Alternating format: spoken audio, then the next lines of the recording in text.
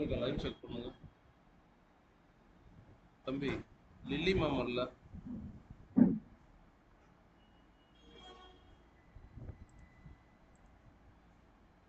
Sumitra ma'am good morning. Sumitra ma'am, good morning, ma'am. Sir, good morning. Ma'am, Lilly ma'am account I can't find it, ma'am. Okay, I asked her to come and join, sir. Yes, ma'am. Yes, ma'am. Sir, what about KMK, ma'am, sir? Sir, what about KM Kavita, ma'am? Ma'am, we are adding, ma'am. Sir, unmute. Ma'am, we are adding. KM Kavita, ma'am, issue. Yes, okay, sir. Kavita ma'am, mobile have some problem, ma'am. We are connecting. Okay, sir. Okay. Ask Lilly ma'am to join it. Okay, sir. Yes, madam.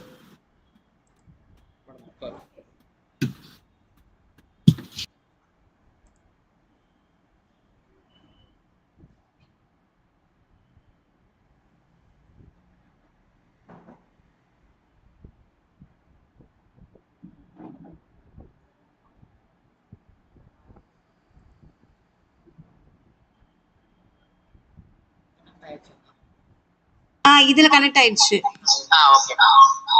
Hello ma'am, Sumitra தெரியுதா? Okay ma'am, கேக்குதுங்க, voice வருது ma'am. ஓ, voice வந்து video on ஆகுதான்னு check பண்ணிக்கோங்க. ஆனா இருக்கே ma'am, தெரியுதா ma'am? Okay, நான் இன்னொரு மொபைல்ல வந்துட்டேன். ஏன்னா இதுல கனெக்டே ஆக மாட்டேங்குது மேம். ஓகே தேங்க் யூ தம்பி. நான் டிஸ்கனெக்ட் பண்ணிடுறேன். இதுல கனெக்ட் ஆயிட்டேன். Okay ma'am.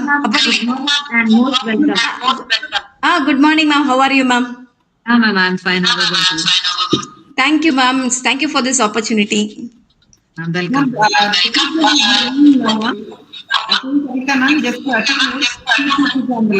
Okay, I'll be on the line, ma'am. I don't want to disconnect. Yeah, sure. Because I don't know whether I'll be get connected one more time.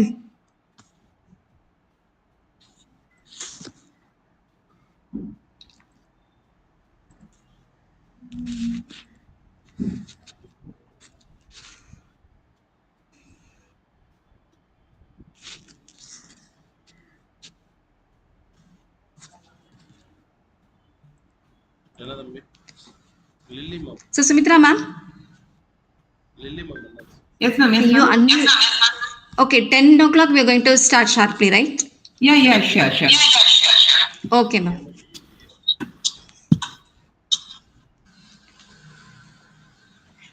என்னன்னு தெரியல, இந்த Samsung mobile வந்து அந்த ஆண்ட்ராய்ட்ல connect ஆக மாட்டேங்குது. இது old is gold மாதிரி. பாப்பா இந்த மொபைல் யூஸ் பண்ற பாப்பாவோடது. இல்ல, I too have a new laptopல ஓபன் ஆகுது. அந்த old laptopல கனெக்ட் பண்ணிருக்கேன். அதான். Morning everyone. Good morning. Golda ma'am. Good morning. Golda ma'am, good morning. Good morning ma'am.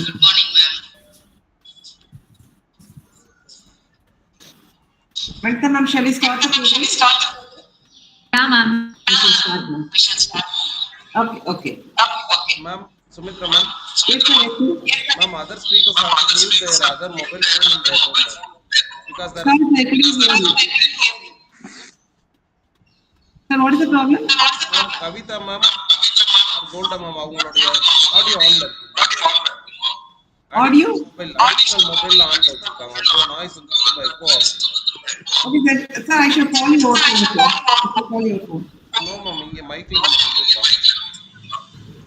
Sir Satish sir, you want me mute my microphone? No ma'am, not your mic.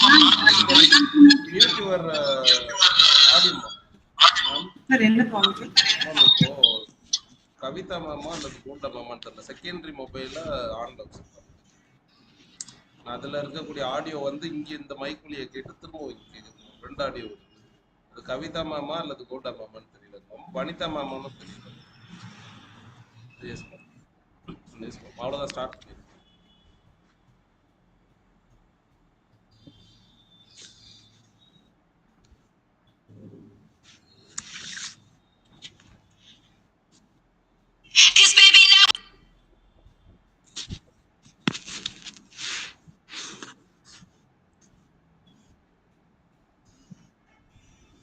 Chat வந்து initiate பண்றது Sumitra ma'am initiate பண்ணுவாங்க, Kavitha ma'am பேசுவாங்க. MK Kavitha KM Kavitha. Okay ma'am. அடுத்தது அவங்க எங்க இருக்காங்க தெரியல. Camera off பண்றாங்க, காணாம போயிடுறாங்க. மீட்டிங்ல இருக்குன்னு சொல்றாங்க.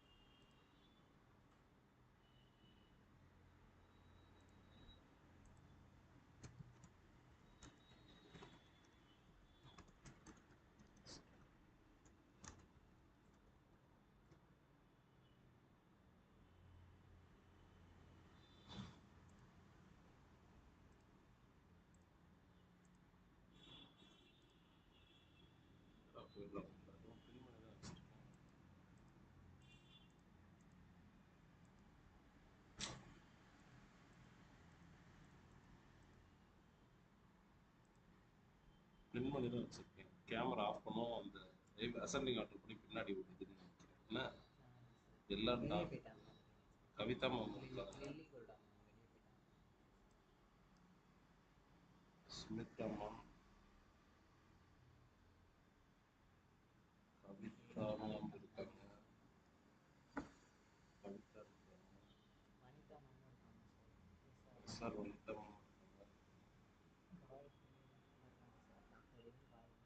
இந்த அடுத்த செஷன் தான் இப்போ உள்ளவங்க தான்.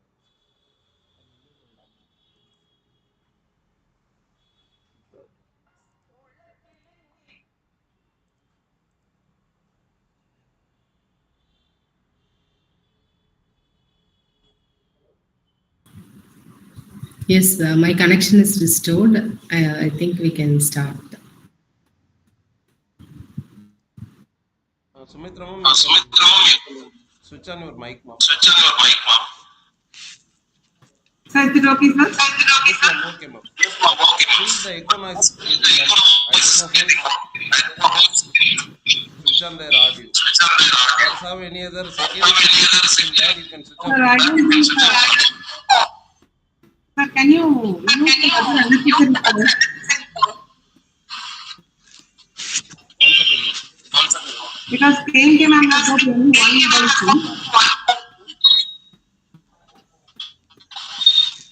Ma'am, Kavita ma'am. Yes sir. Ma'am உங்களோட செகண்ட் மொபைல் வந்து ஆடியோ ஆன் இருக்காங்க. இல்லையே சார், அதுல ஆடியோவே கனெக்டே ஆகல எனக்கு. நான் அந்த சைட் போனை கூட அந்த சைட் போய் வச்சுட்டு வந்துட்டேன். Okay. Ma'am one second I am checking. Okay, sir. Okay, sir.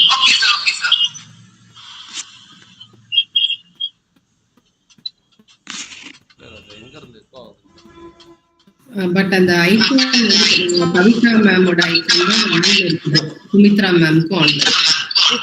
Actually, something is occurring, but actually we do not have the issue with the days.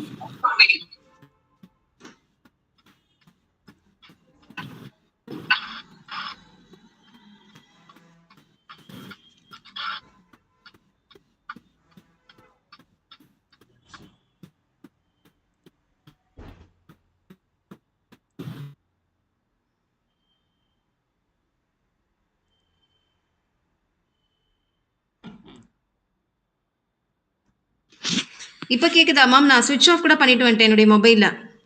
Ma'am நமக்கு தான் எதுவும் ப்ராப்ளம். எங்க போகணும்?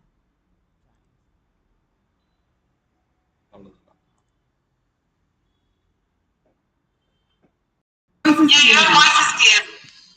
Okay. Even I've switched off my other mobile. Ma'am, now it's okay. Okay. Sir, okay, sir? Ma'am, again the same problem. Yeah, some echoing is there. Ma'am மொத்தம் 2 பேர் தான் நானு நீங்க கவிதா மேம் 3 பேர் தான் இருக்கு. யாரோ ஒருத்தர் கிட்ட இருந்தாலும் நாய்ஸ் இருக்கு. வேற எல்லா மைக்குமே of. And the Golda ma'am is not clear, I think so. Ma'am Golda ma'am mic உங்களோட ஹோஸ்ட் வந்து மேம் and then மேம் இப்போ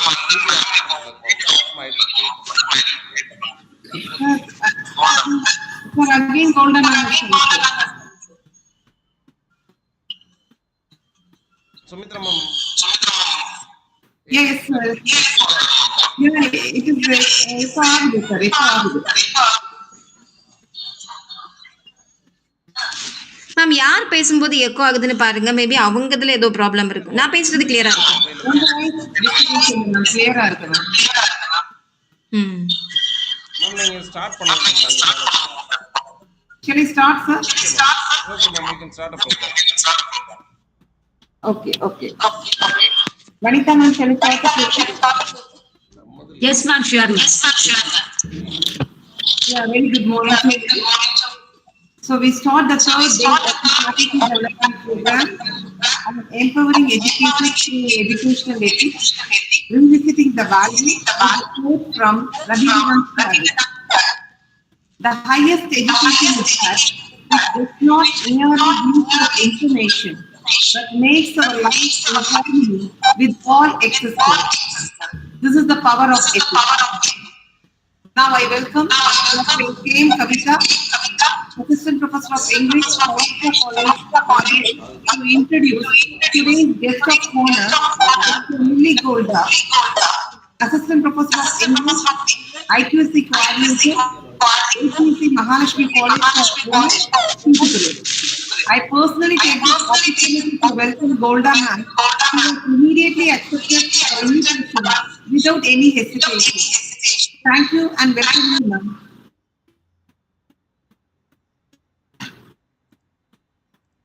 Can Kavita ma'am unmute your mic? Yes ma'am. Can you hear me ma'am? Yes, ma'am. Okay. Good morning all. Respected Secretary of Saurashtra College, Dr. D.R. Kumaresh, Honorable Principal of Saurashtra College, Dr. Srinivasan, Distinguished Principal of Mahalaxmi College for Women, and my beloved coordinators of FDP program, Dr. Vanitha and Dr. Sumitra.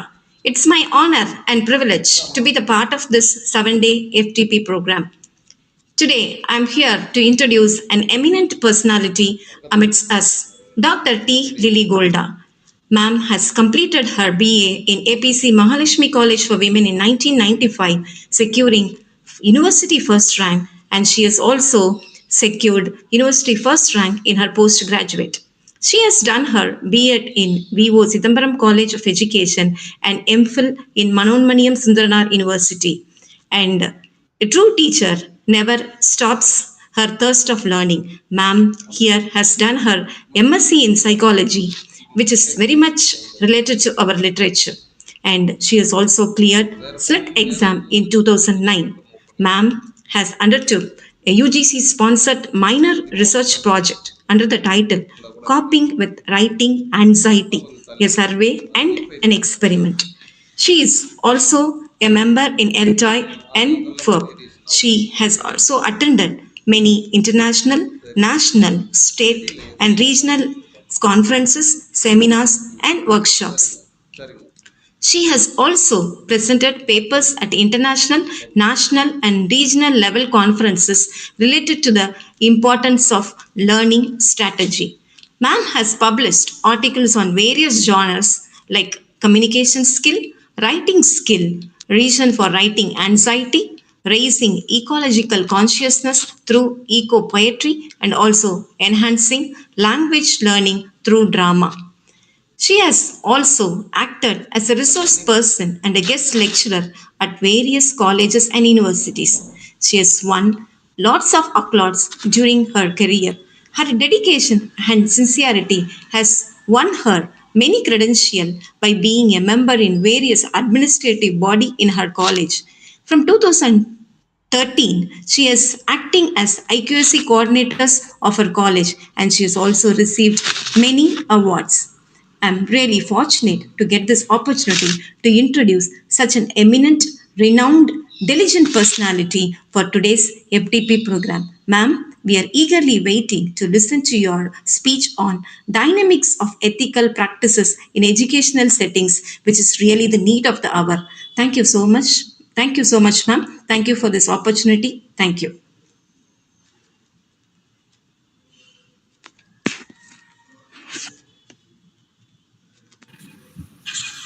Shall I start?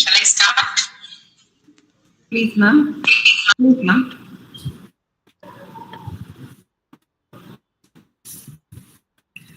Good morning, everyone, and welcome to this faculty development program. At the outset, I would like to thank the secretaries and principals of Saurashtra College and Mahalaxmi College, and also the coordinators of this faculty development program. Special thanks to Dr. Sumitra for this opportunity given to me to address an audience on professional ethics. And thank you, Kavita ma'am, for the warm welcome. Shall I share my screen? I hope my voice is audible. Yes, ma'am. Voice is clear, ma'am. Voice is clear.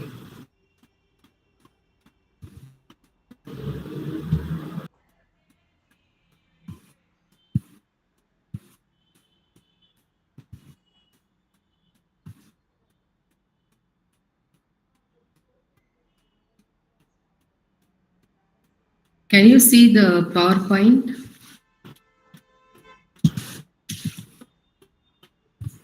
on the screen? No, ma'am. The screen is PPT is not visible, ma'am. Can I ask the technical person to share the screen, ma'am? No, I will feel comfortable if I operate it. Okay. Sorry, sir.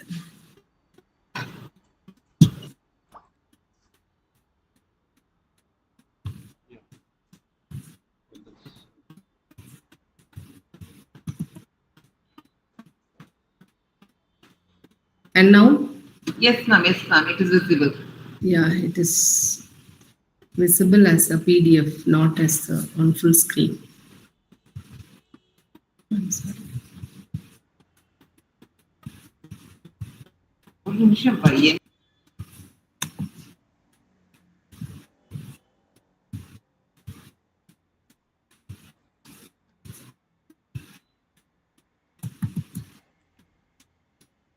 Is it visible now? On full screen?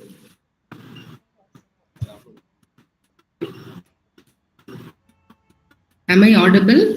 Yes, ma'am. And is my screen visible, my PowerPoint slide? That is still the first slide is not visible, ma'am. We have a page like dynamics of ethical practices. The folder is not open. No? Ma'am, kindly open the PDF, ma'am. PDF is not open. No, I have opened. No, ma'am. Not.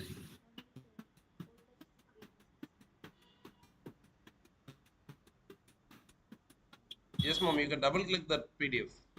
PDF or PPT. Yeah, it is in PDF format. Yes, and how do I make it full screen? Still, it have not been opened and displayed in here. You can Oh, just for double me click it is- that the dynamics of ethical practices.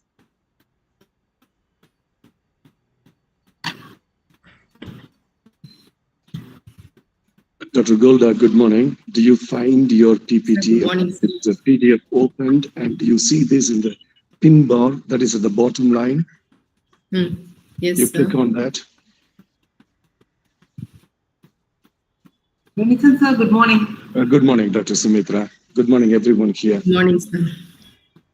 No, I'm not. Ma'am, or else Right, you can minimize this. click You minimize. PDF by the right hand So I have sent the PDF to Sumitra, ma'am. Yes, That's ma'am. it. Yes, But ma'am. I will feel comfortable if I operate it. That's the reason. You can try from here I'm also. trying to double click that page, ma'am. Okay. Try to double click the PDF. Yeah. I You, have. you minimize this folder. If you see this PDF opened in your computer, it must also be opening in the Yes, other computer. it is seen. Better you yeah, that's it. You minimize it. Now is it visible? No, No, you have not yet minimized your folder, I have. but it's still viewed by us here. Golda, ma'am. Yes, sir. You can right click that PDF, ma'am. I'm seeing your screen. You can right click your PDF Okay. and click open button. That's what I have done, sir. Ma'am, better you can close this whole screen and get back again, ma'am. Yeah. Sorry.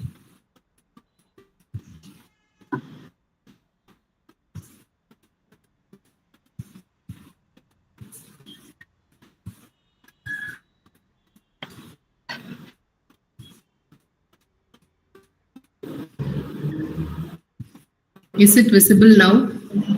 No, ma'am. You just click the share button first Yeah, I have done. and then share screen by the windows. Oh God. No. No, I'm sorry. You can try again. You can try again, ma'am. We will wait. Sir, okay, sir, then you better operate it. Okay, ma'am. Please wait. I have sent it to Sumitra, ma'am. Yeah, I take it, ma'am. Please wait. I have already sent, ma'am. I already sent. Okay, let me see how many participants are there. 57 participants, ma'am. Okay.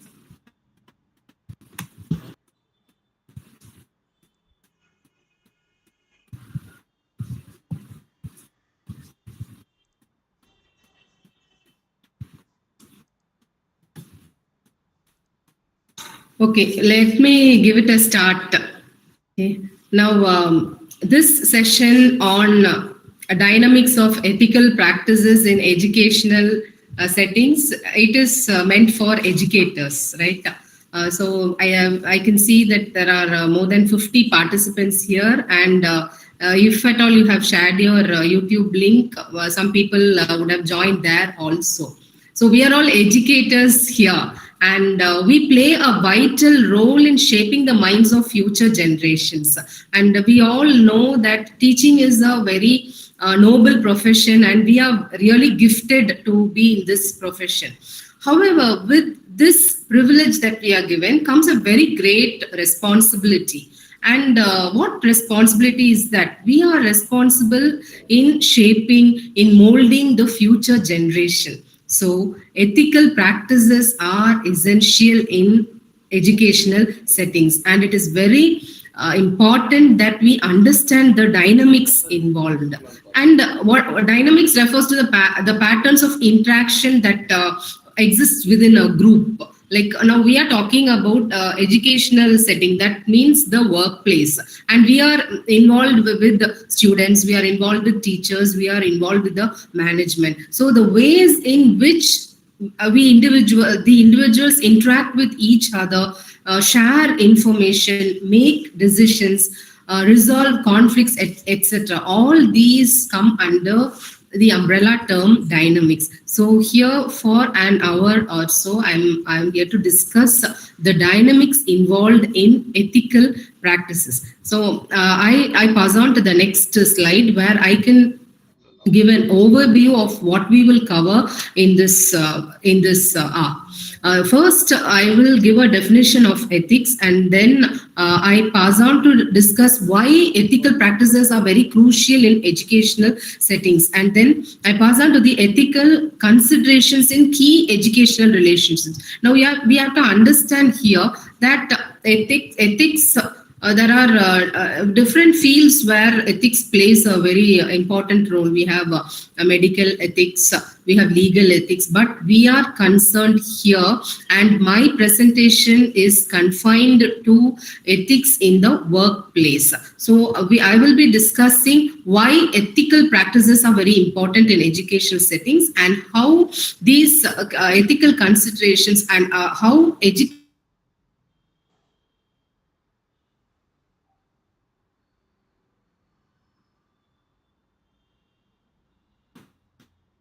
Ma'am, Golda ma'am.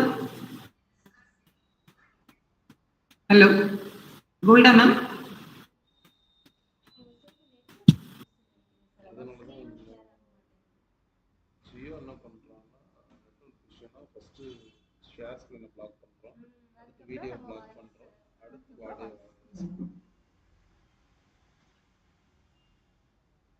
அதுதான் minimum ஏதாவது ஒன்று சப்போர்ட்டாக சொல்லுங்கள்.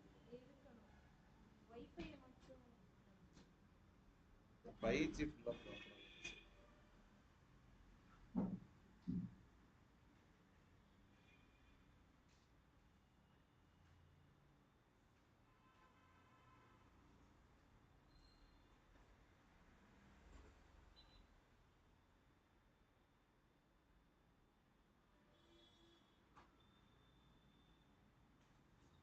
ஸ்க்ரீன்லாம் கரெக்டாக தான் இருக்கு.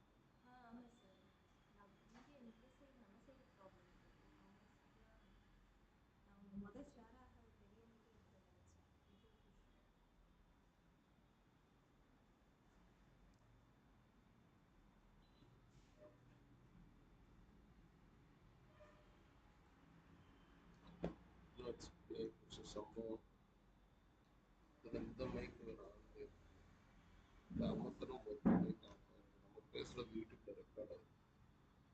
ஹெட்ஃபோனை போட்டு night உட்காந்து கேட்டோம்னா மைண்டாக பேசுகிற மாதிரி நம்ம கேட்டுக்கிட்டு ஸ்டூடியோ தான் உடல் போட்டு ஸ்டூடியோ தான் இருக்கு.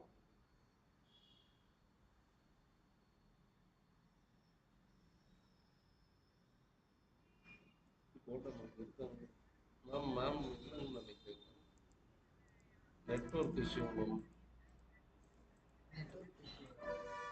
ஓகே, வெயிட் பண்ணுவோம்னு சொல்லி மட்டும் குரூப்பில் சொல்லியிருக்கேன் மேம். ஓப்பன் மீட்டிங்கில் சொல்லுங்கள் மேம். Yes ma'am. ஆமாங்க மேம், நான் தான் இதில் தானே பண்ணுறேன் மேம், நான் தானே ஷேர் பண்ணுறேன். மேம் வந்து 13 ஸ்லைடு தான் வச்சுருக்காங்க. ஸோ ஈஸியாக நம்ம மூவ் பண்ணிடலாம். இப்போ ஸ்க்ரீன் லைவில் தான் இருக்குது. மேம் ஃபோனில் வர சொல்லுங்கள், நான் பின் பண்ணிடுறேன். Yes ma'am. இல்லைங்க மேம், இந்த Yeah, dear participants, there is a small technical issue. Madam is again connecting to this line, so sorry for the inconvenience. Just wait for 1 second.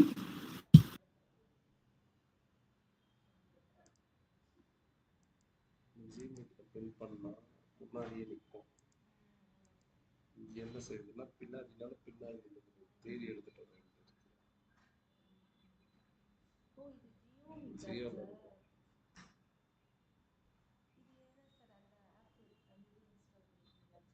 இது 250 வரைக்கும் பார்ட்டிசிபென்ட்ஸ் வந்து ஃப்ரீ அப்படின்னு சொல்லலாம். 77 மேலே போக மாட்டேங்குது. வரும். நாங்கள் வந்து 250 500 ரெஜிஸ்ட்ரேஷன்ஸ் இதில் போகும். பேலன்ஸ் லைவ்ல போட்டுக்கலாம் அப்படின்னு எதிர்பார்த்தோம். ஃபர்ஸ்ட் டே லாஸ்ட் இங்கே வந்து 75, அங்கே ஒரு 75 ஸ்போர்ட்ஸ் அப்படி இருந்தால் இது கனெக்ட் ஆகாதுன்றதுனால தான் ஜியோ போட்டோம். ஜியோக்காக எல்லாமே ப்ரீமியம் வெர்ஷன் ஆகும். இந்த கனெக்ட் பண்ணிட்டு வந்து பார்ப்போம். ஓகே, பாதி ஃபோனே எடுக்க முடிய மாட்டேங்குது. அதனால தான் சரி நீங்கள் நேரில் வர்றீங்க மேம். வரட்டும் மேம்.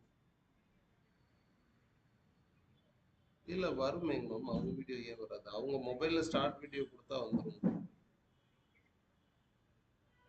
அவங்க வீடியோ வரலைன்னா நான் இங்கே ஷேர் பண்ணியிருக்கேன் மேம். ஸ்க்ரீன் என் ஸ்க்ரீன் தான் டிஸ்பிளேல இருக்காங்க. உங்களோட இன்னொரு ஃபோன் இருந்தால் நீங்கள் இதில் ஆடியோ மியூட் பண்ணிட்டு பாருங்க மேம். ஏன்னா இப்போ நீங்கள் ஒரு ஸ்க்ரீனில் தான் உங்களை பார்த்துட்டு இருப்பீங்க. நீங்கள் லேப்டாப்பில் தானே இருக்கீங்க. மொபைலில் இன்னொரு நேமில் கனெக்ட் பண்ணுங்க. இந்த ஸ்க்ரீன் உங்களுக்கு விசிபிளான்னு பார்க்குறது. வந்துருச்சு. நாங்க செகண்ட் ஃபோன் போட்டு தான் வச்சிருக்கோம். சைடுல வச்சிருக்கோம். எங்களுக்கு லைவ்ல தான் இருக்கு. Are you able to hear me? Ma'am வந்துட்டாங்க. பாருங்க. Yes, ma'am. You are audible, ma'am. Yeah. Yes, ma'am. Yes, ma'am. Shall we continue? Yeah, sure, ma'am, sure. Sorry, I'm extremely sorry for the inconvenience. No problem, ma'am. Technical issues here. Okay. Okay, where were we? I was talking screen about. is overview of the presentation screen I have displayed, ma'am. Okay, fine. Now I have logged out from my laptop and I am using only my mobile here. Okay, so we continue, and I'm giving an overview of my presentation, and we are going to consider just key educational relationships, and I have picked out 3 key educational relationships, that is the teacher-student, teacher-teacher, and teacher-employer relationships, because these are very important in any workplace. And then I proceed to discussing some challenges and solutions while maintaining ethical practices, and we will explore certain potential solutions for some challenges posed.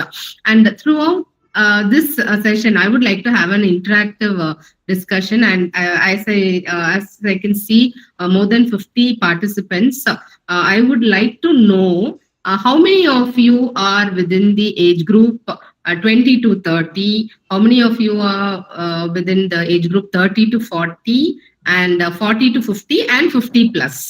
Can you just type in, if you don't mind, you can type your age, or just say 20 to 30, 30 to 40, please. I would like to see in the chat box.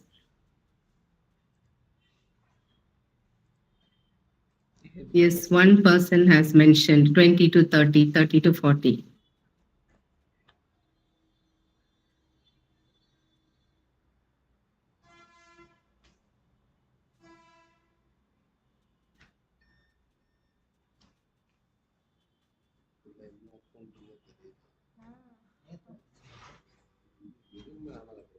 Now, this is one difficulty in online programs. I'm just staring at black color boxes. I do not know how many of you are listening, but I very well understand that it is most of you will be on vacation. Some of you will be on invigilation duty, and we know how our students attended our online classes during the COVID period. We faced a lot of difficulties, and the same holds true now also. So this is something we have to be conscious of ourselves. We know how whether it is ethical or not to just switch on the mobile and just carry on with your work. I don't know how many of you are really listening to this, and how many of you are just for the sake of registering, you have registered and you are switched on your mobile. I do not know. So the only way I will understand that you are listening to my talk is when I get answers in the chat box. Okay, I think I've got some 10 or 15 responses, and all of them are below 50. Okay, nobody, no one is 50 plus. Okay.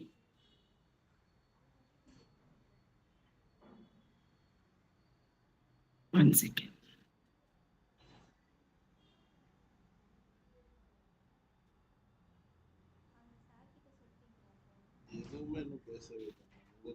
So we are here with varied experience levels, and we have encountered a lot of problems, and there are some freshers here who are yet to explore this world of teaching and working here. So we are here to discuss the challenges. Now, before that, the first one, what is ethics? Let me begin with that.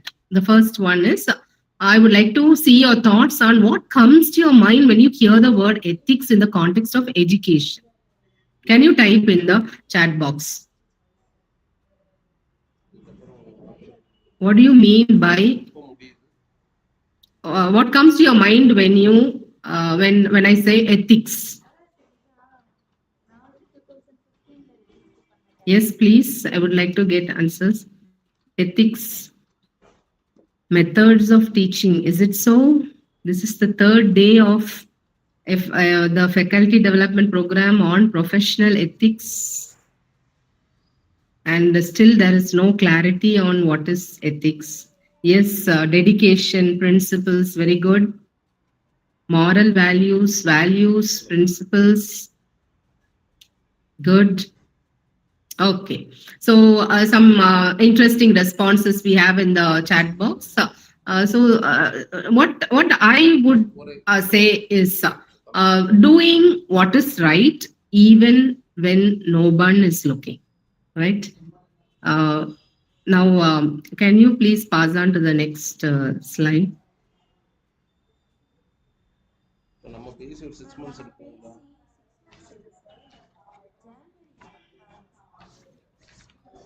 Dr. Satish, please pass on to the next slide. Okay, ma'am.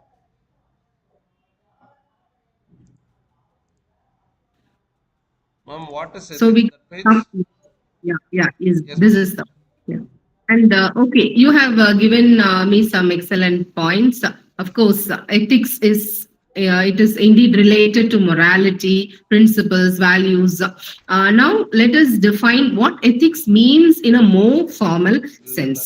Ethos is from the it is a Greek word. Ethics is from the word ethos, which means character or conduct. The next slide, please. So when we define ethics, we can say that ethics refers to the moral principles that govern an individual's or organization's behavior. It involves making decisions that respect the rights and dignity of all individuals, promoting fairness, honesty, transparency. The next slide, please. Sir, the next slide. And so in the context of education, we can see that ethics is very important in ensuring that we educators and administrators, students, and even parents uphold the values of academic integrity, respect, and responsibility. You can also see the definition given by how Aristotle defines ethics. It is a study of the good and the right, the nature of virtues, and the best way for humans to live. So if we apply this principle in the educational setting, then we will definitely be successful. Please pass on to the next slide. The importance of ethics. The next slide, please. So we know that ethics plays a vital role in shaping our behaviors, our decisions, and the interaction with the people we meet. So we also know the next slide, please. The importance of ethics.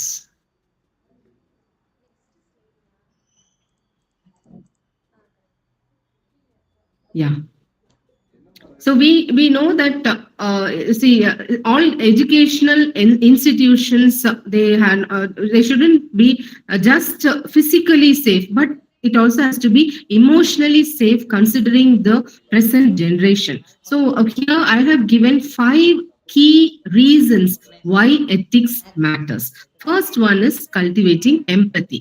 Now, empathy, what is empathy? Can you give in the chat box the meaning of empathy? What comes to your mind when I say empathy?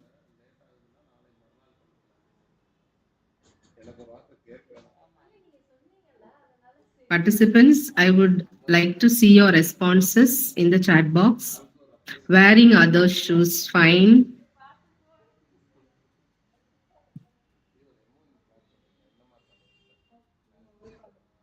Yes, exactly. Putting yourself in others' shoes. That is empathy. So it is the ability to understand and share the feelings of others. Yes, good. The ability to imagine how another person is feeling. So in educational settings. Empathy helps us create a very supportive and inclusive environment. Yeah, very good, considering others' feelings. And it is very important. Yeah, stand on others' worries. Very interesting answers I'm getting.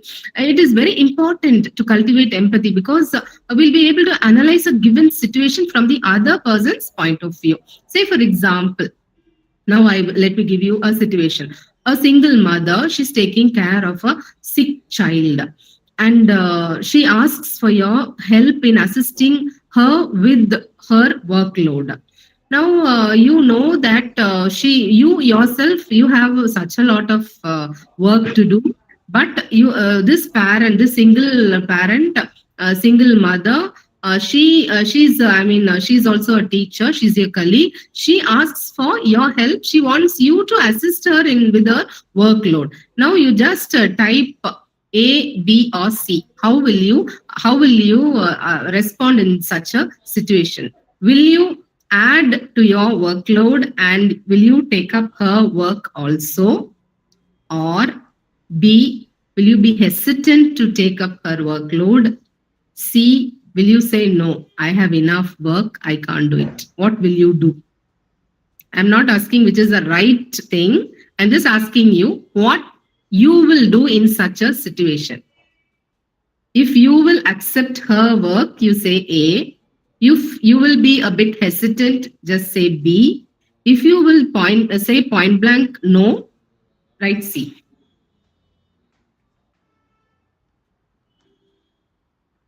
Yes, 2 persons have responded.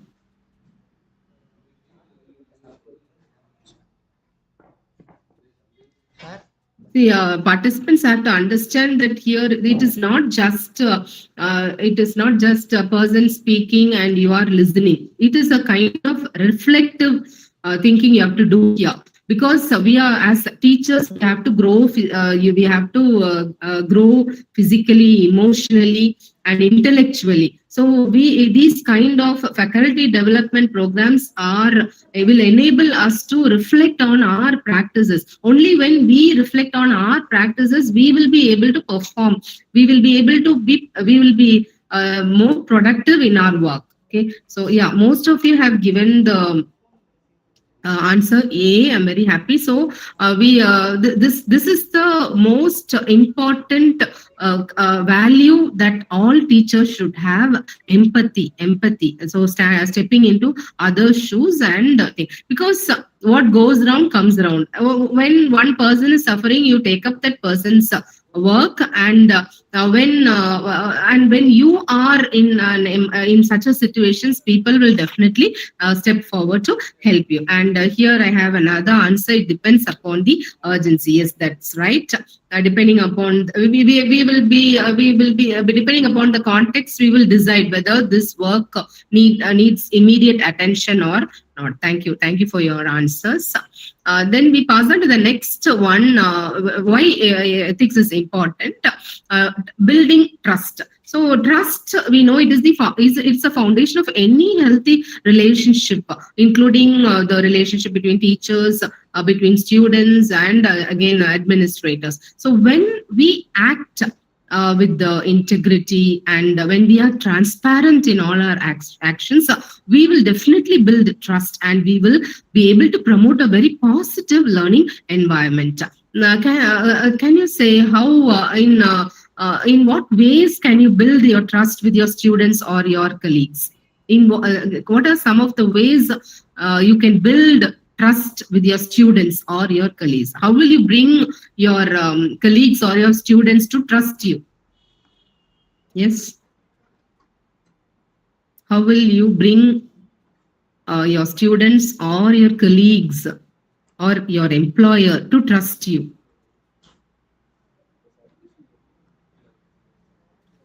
Being very frank, very good. Being humble and simple, good.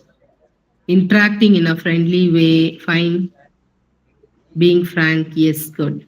So, this is also one important thing which is important, which helps in making us good teachers. Yes, openness, fine. So next, embracing humility. What is humility? Humility is being humble. It is from the word humble. It is a willingness to learn from others, admit mistakes if we have done, and recognize our own limitations or weaknesses. Now, again, let me give you a situation. Mr. X has been teaching a particular topic for many years, right? And Mr. Y is a newcomer, and he or she suggests an innovative teaching method for the same topic that you have handled for a number of years. How will you react? So this is the situation. I repeat, there is one Mr. X who has been teaching a particular topic for many years, and you are Mr. X, all right? And Mr. Y is a newcomer, and that newcomer suggests one innovative method of teaching for teaching the same topic that you have been handling for quite some time, and you have a feeling that you are the authority on that subject. How will you react? So again, I give you 3 ways in which you might react. Just type A, B, or C. The A is you will accept. You will accept what that person says, and you will ask. You will ask how to improve your own teaching. That is A. And B will be ask why more about the approach, and you will try to incorporate it into your teaching. Third, that is C. You just straight away dismiss the method. What will you do? Is A, B? Okay, most of you have taken A, I think, right? Fine. So this approach, when now that most of you are choosing A, you accept the fact that you are learning something new from another person. So that nature is humility. So this humility will definitely help us create a growth mindset, and it will promote a culture of continuous learning. A teacher is forever a learner. So it is a lifelong learning. That is what is involved in our profession. So when we accept that it is that we don't know certain things, when we are able to get from others, we are able to, when we have that mind to accept from others, learn from others, then it is a sign of progress. Fine.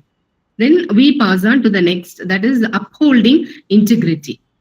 What is integrity? Integrity is the commitment to act with honesty, then being very transparent, and following moral principles. So again, in educational settings, integrity is very essential for maintaining academic standards, so that we are able to ensure fairness, and we also promote a culture of honesty in the campus. So what are some ways that we can uphold integrity in our teaching or learning practice? Can you suggest some ways in which we can uphold integrity or honesty in our teaching or learning practices?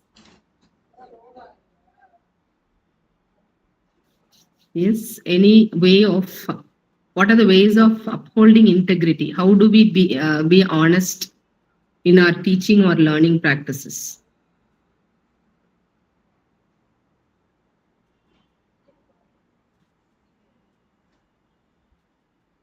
How can you show that you are honest?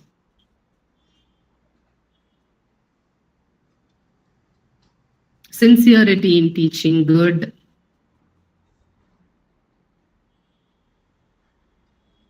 Now, tomorrow you have an internal test, and you have not completed the portions.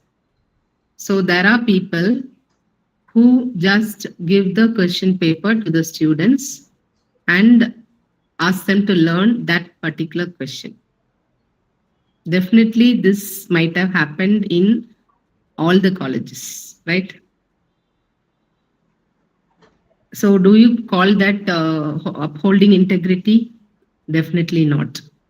Yes, upholding integrity is sincerity in the teaching, being straightforward in any situation. Learners are involved in practical methods to learn, going to class punctually, upholding the interests of students more than us. Very good, very interesting answers we are getting. Good. So okay. So these are ways in which we can show that we are honest, right? And the final one, we are promoting solidarity. So what is solidarity? It is nothing but unity. Promoting solidarity is also essential for creating a very supportive and very cohesive educational community. So when we work together towards a common goal, we can achieve great things and make a very, very significant impact on whoever we meet. So how can we promote solidarity in an educational setting? How can we show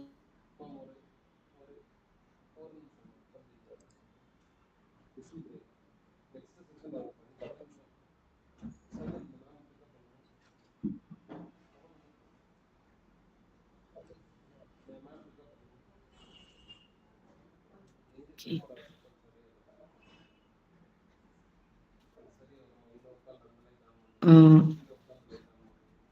Yes, what is promoting solidarity? Solidarity is nothing but unity. How do we show? How do we show that we are all united? So when we are they say, you know, when we know who our true friends are when we are in a very you know, when we are stranded, when we feel abandoned, when we feel lost.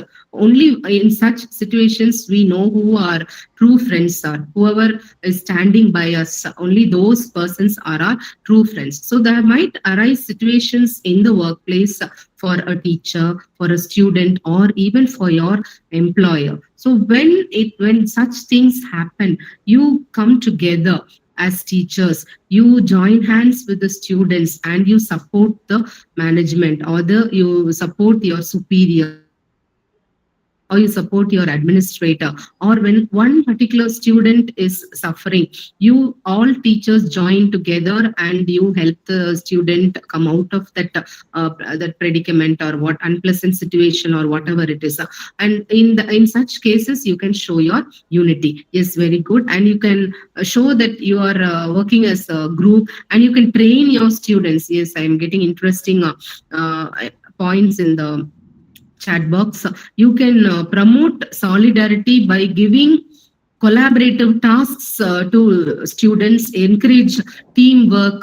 We call it peer assisted learning, PAL. The acronym is PAL. And you can among the students, you can promote that. Okay. So now this at the end of this slide, can you see, do you notice anything interesting in this slide? I mean, in these phrases, cultivating empathy, building trust, embracing humility, upholding integrity, promoting solidarity. We have come to the next slide, which is the answer for what I'm looking for. Anything interesting you identified in the previous slide? Not this one, sir. Previous one. Promoting yeah, here.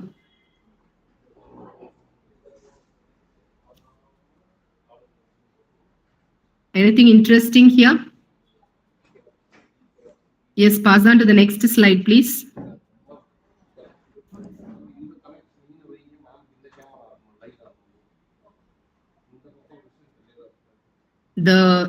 Yes, good. It is an acronym, ethics.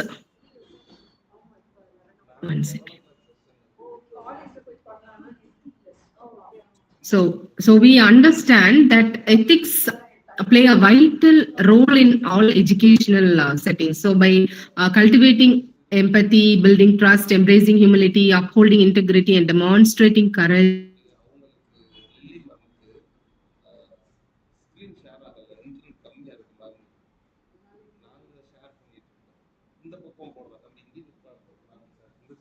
a guiding principle for ethical decision making in education. So by embracing these principles, we become more compassionate and more trustworthy.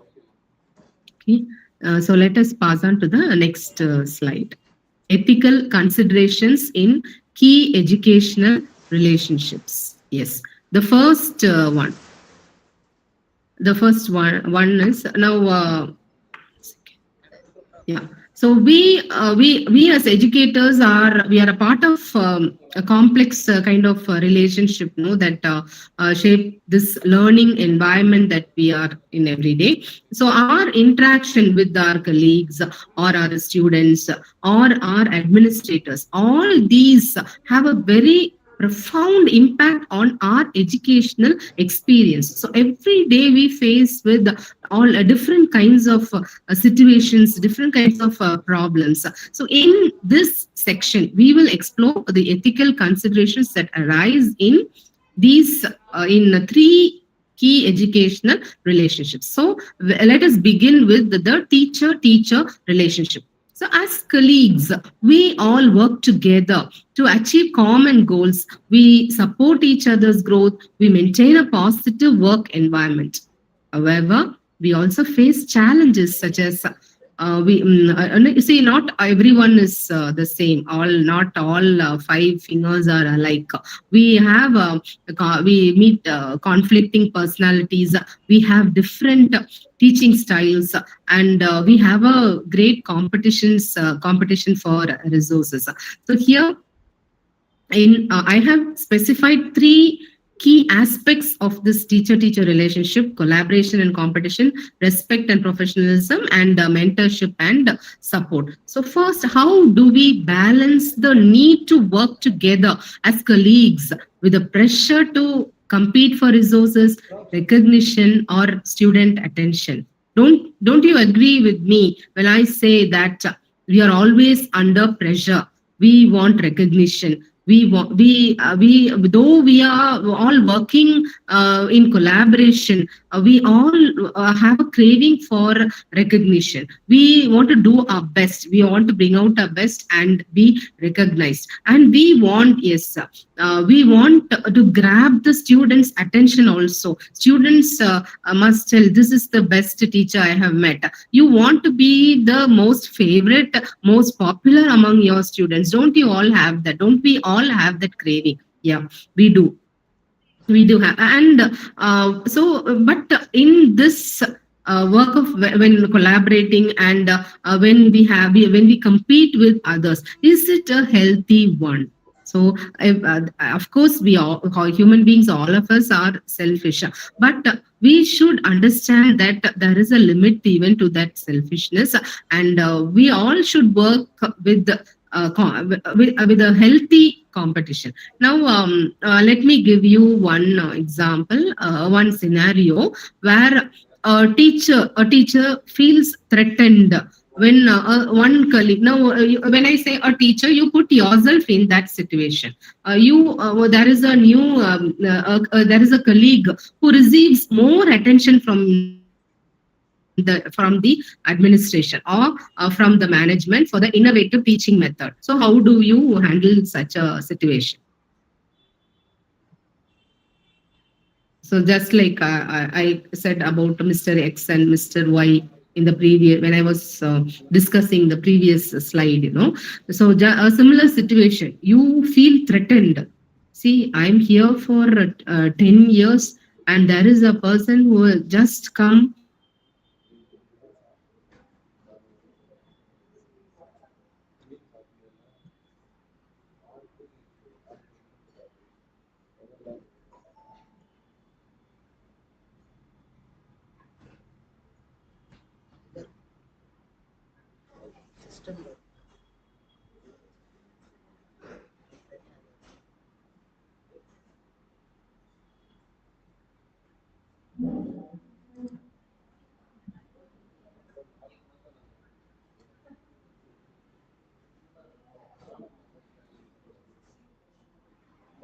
I'm sorry, I lost connection. And are you able to hear me now? Yes, ma'am. You are audible, ma'am.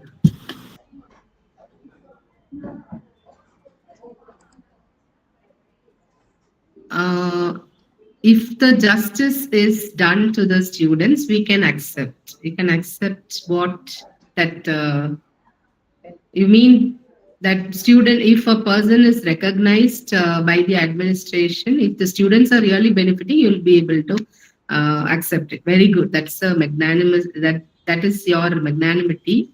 I appreciate that. But not everyone is like that, right? But we are expected to be like that. Good. So how do we handle such situations? Now, when suppose you are developing, if it is an autonomous college, you will be developing a new curriculum. If it is an affiliated college, you will be designing new courses. And you will see that different individual teachers will have different visions for the same thing, a project that you are doing. So how do you have the mind to accept different views, or do you want yourself to be your views to be accepted? So how to handle such situations when we have a tough competition from all sides? So what we have to do as teachers is we have to just focus on our goals. When we so everybody wants to reach the top position of recognition. So you just don't look at who is racing along with you. You focus on your race alone and avoid gossip. When you see that there is one person gaining recognition, just ignore that. When you focus on your goals and when you work towards your progress, then definitely that will be really successful. If not, if you indulge in gossip about another management or whatever it is, it will create a very toxic environment, which will become very unpleasant for you. And so be open-minded to learn from others' experiences. Stop comparing with the others. Instead, you can improve. You can try your best to improve your skills. So you will see that very good. You can accept new methodology if it works well and be adaptive. Good. So when you see some changes, when you see some new things, you see these days there are a number of courses that you can take up online, and you can improve your skills, whether it is the recent trends in your own subject, or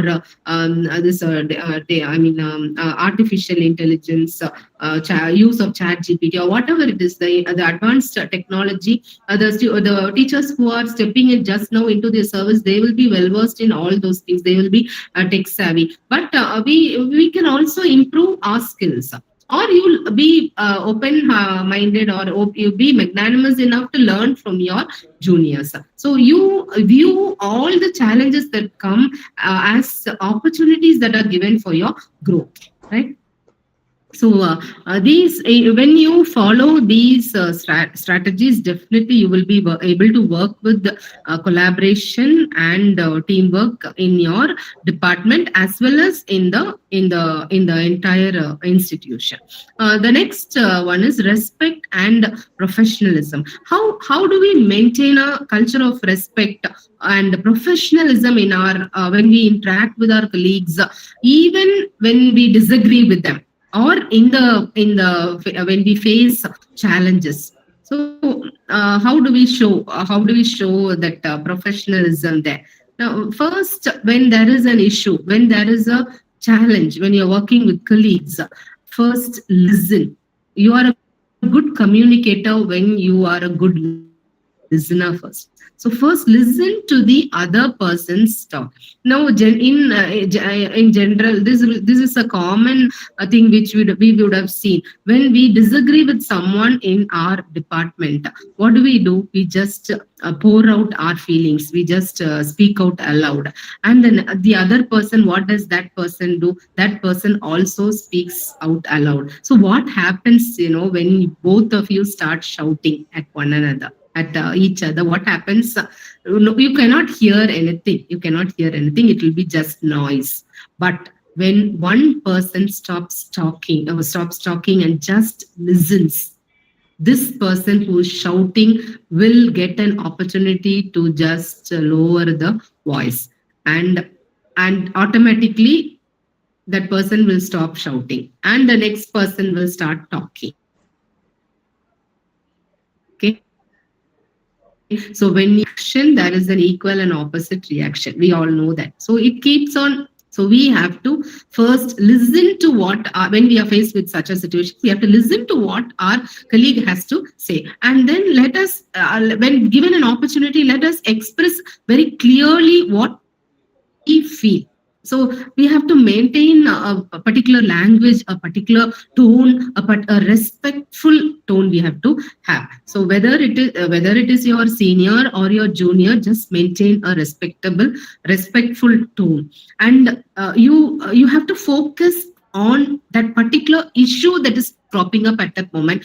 Don't ever focus on the person. That you might not like that person due to various reasons. It is natural, but don't let that reflect on this situation. So you have to focus on the issue and you not the person there. And you have to you just avoid assuming things. So, oh, it is this person, so that definitely this would have happened, or she would have done this, or he would have done this. Definitely no, don't assume things. You work it out. You try to find out what really happened. So that is giving respect to the other. Way of dealing with things. You have to resolve the issue. Don't think of ever winning any argument. You have to just try to resolve whatever is there. You have to find a solution. Don't think that winning the argument is success. No, resolving the problem only is real success. Okay, all right. Next, we pass on to the next one, that is mentorship and support. How do we support each other's growth and development as educators, for and when new teachers come, or when they are able, when a person when a colleague is struggling, maybe that the colleague is the newcomer is not finding it very difficult to adjust to this new situation, a new environment. So how do you extend your support? And if it is an aged person, as a junior, how will you support that person? So when you imagine a situation, there is a new teacher who comes to your institution, and she or he is overwhelmed by the demands of the job, and he or she seeks your support. How can you guide that person? How can you support that person? Can you give me your answers? A person is appointed in your place, and that person is coming from a far off place, so from completely different environment. So how will that person be able to made feel comfortable? How will you make that person feel comfortable? What will be your contribution to support that newcomer? Yes, answers in your chat box, please. When there is a new teacher from a completely different environment, how will you support that person? How will you mentor that person? One person has raised the hand. Yes, I would like to get answers for this particular situation.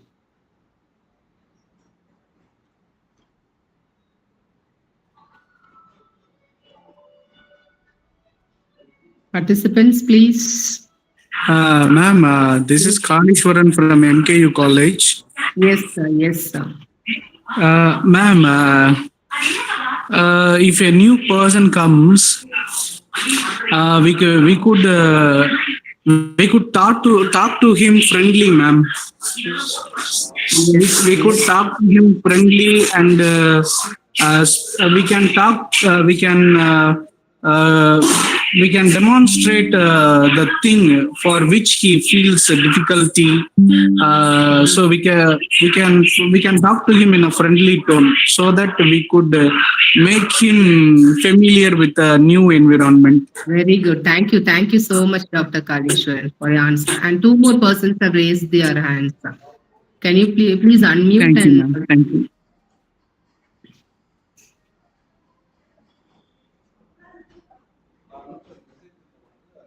Yes, very good. Thank you for sharing your experience, Dr. Feroz Begum. I had the same experience in my first college. I struggled a lot. So there wasn't anyone to help you, Dr. Feroz Begum, in the first college? Okay, so you have suffered a lot, you have struggled a lot, and you have learned many things. So you, in the next college, you have started helping others. Very good, very good. That's nice. So anyone else would like to share your experiences, or can you just suggest ways in which we can support, or we can mentor our seniors or juniors? Anyone ready to share? I saw that two persons had raised their hands. Okay.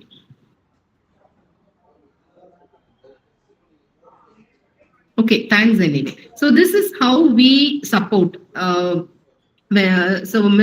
Dr. Feroz says, when she had some problem in the first college, she thought, okay, no one should suffer like me, and she has started helping the others. That's a good thing.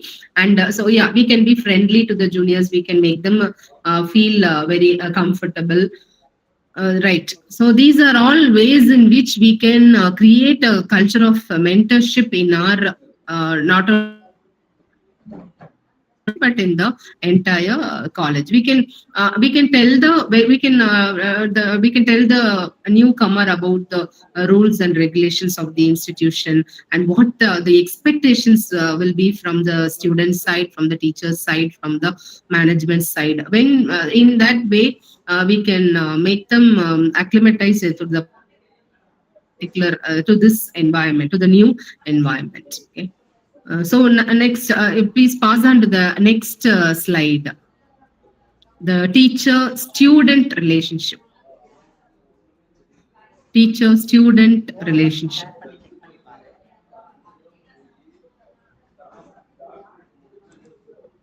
The next slide, please. The teacher-student relationship. So this is a very important thing in these days, the teacher-student relationship. The present generation, it is a completely different one. And gone are the days when the parents used to say, என் பொண்ணு இல்லைன்னா என்னோட பையனை வந்து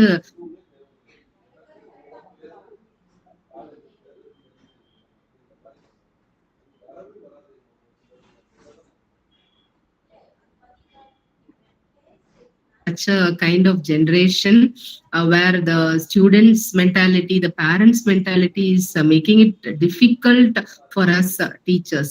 If there is any problem among students, you just chide a student for malpractice or for copying in the class test, immediately what action does the student take? The student takes an extreme step, and who is in trouble?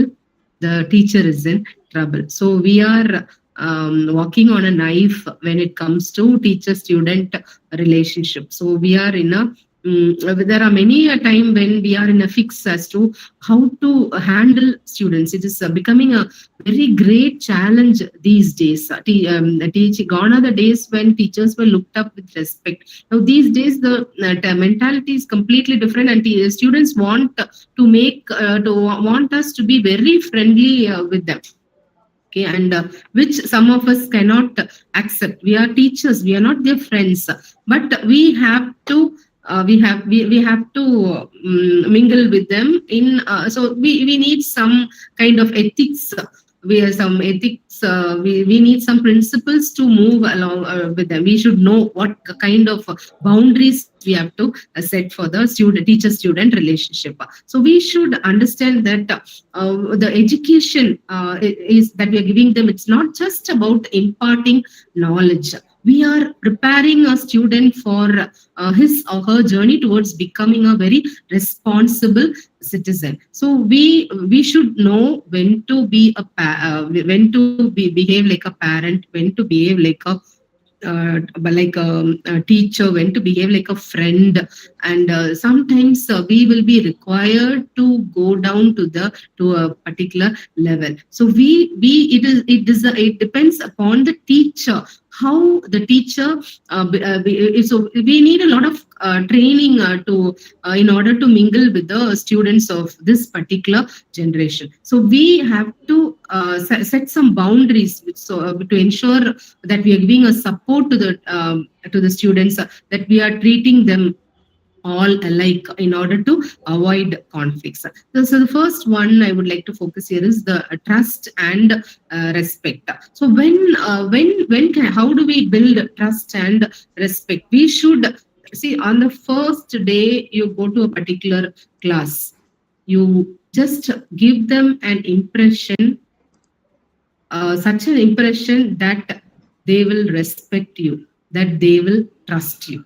Don't become too friendly with them, but at the same time, make them understand that you are there for them anytime. So that is what students want. You don't have to go and sit with them and chat with them, or you don't have to share their lunch with them. No, you just maintain a distance, but you give them a feeling that you are always there for them. Take genuine interest in every student's personal life. Don't go very personal, don't go very close, but you maybe as a member of the department, you as a person who's handling a particular subject, you get to know about the student's personal life. You offer some guidance and support whenever required. And only when you are such a person, the student will feel comfortable approaching you.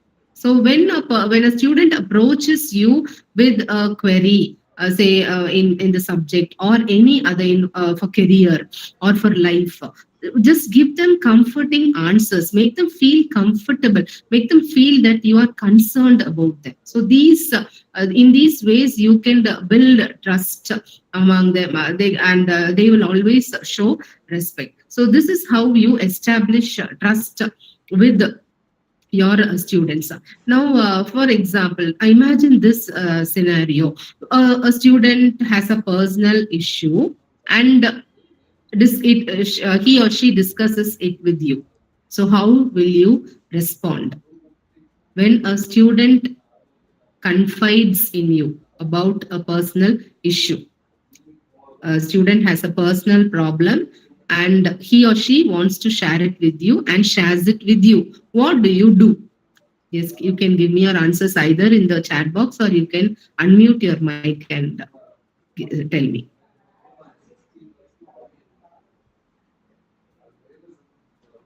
When a student approaches you with a personal problem, how will you respond?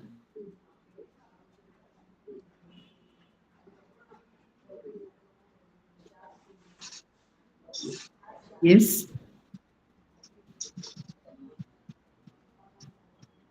Someone is trying to answer. How will you respond when a student approaches you? Ma'am, or sir, I have a problem. I have a personal problem. Can I discuss it with you? What are we supposed to do? Any answers? Well, first, okay, proper counseling you can give. Persuade them to talk to the parents or friends on first hand. Now, I would like to point out here that sometimes the parents, we listen to many stories of how they have a very poor background. Students have a very poor background. It is not they are not safe at times at home. So they would like to share more with the teachers. They consider the teachers as their parents. Some of them, so they would like to confide with the teachers. So in that case, how will you respond? You allow them to speak. Very good. You first, yeah, you allow them to speak. You listen to them. You listen to them attentively.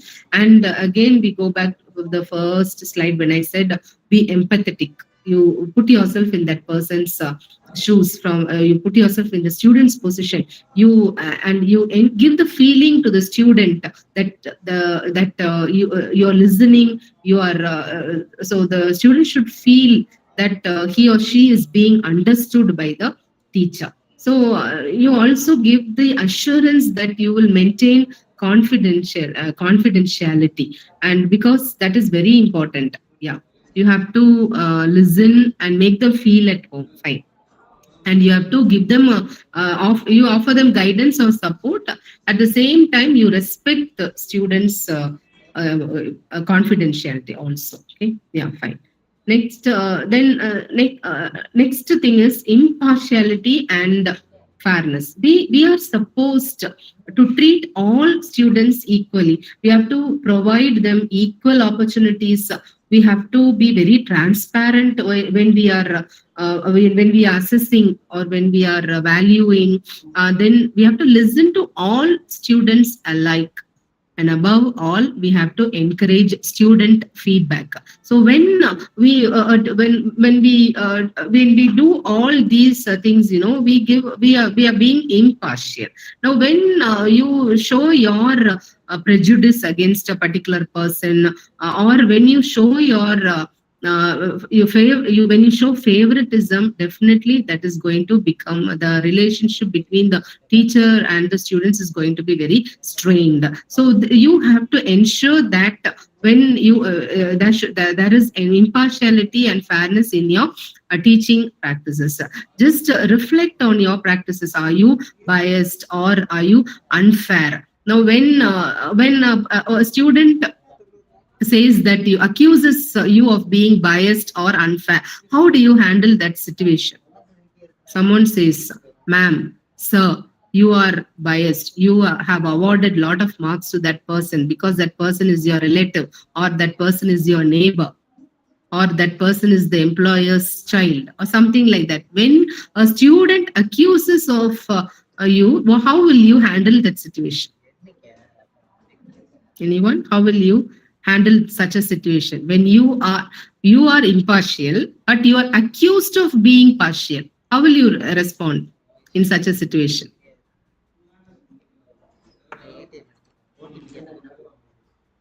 Yes, anyone?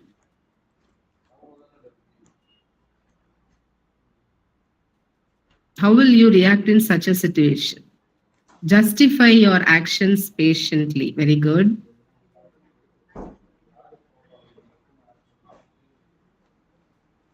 Patience is one very good quality that we all have to practice. Yeah, first we let us we must be fair to everyone. We have to remain calm and composed. Listen to the students' concern. Okay, and then you address them in a fair manner, in a transparent manner. Then you also reflect on yourselves. Did I behave like this? Was I partial? Did I do this? Did I do that? You just reflect on what you have done and what made that student think you are partial. So when you reflect on your actions, you will be able to react in a better manner than next time. Okay, then we pass on to the next one. Confidentiality and sensitivity. So when students share something with you, you have to keep everything confidential, as I said earlier. And suppose you have the students' records, personal records or academic records or whatever it is, keep everything confidential. Only the authorized persons should have access to those records, and you have to be very mindful of with whom you are sharing the student information. And even when you are sharing, you have to share only when it is necessary, and what is necessary and what is relevant for a particular situation. That alone you are required to share. So some you might be in a situation where you are dealing with sensitive issues, like in a classroom there might be students from different backgrounds, so you'll have to handle cultural differences, you'll have to handle misconduct, so bullying and other things. So these are all sensitive issues. So when you are dealing with such sensitive issues, how will you react? It is a very difficult situation when we have such differences, racism within the classroom. So when people from different communities mingle, we have different kinds of problems. So what should we do? How do we react in such situations? So that's why I said in the beginning, we have to see that we should build a trust among the students. Students should understand that if I approach this teacher, I will get a solution. So that feeling you have to be. You have to give the students. In that case, you can handle any situation in a very smoothly. Okay, so when you see someone struggling with a particular assignment, so as I said, there will be students from different kinds of background, and when you find someone struggling, so you can approach that student with empathy. You just avoid taking assuming things like if this person is from such a background, this person will have this difficulty. No assumptions like that. Don't think there are stereotypes like that.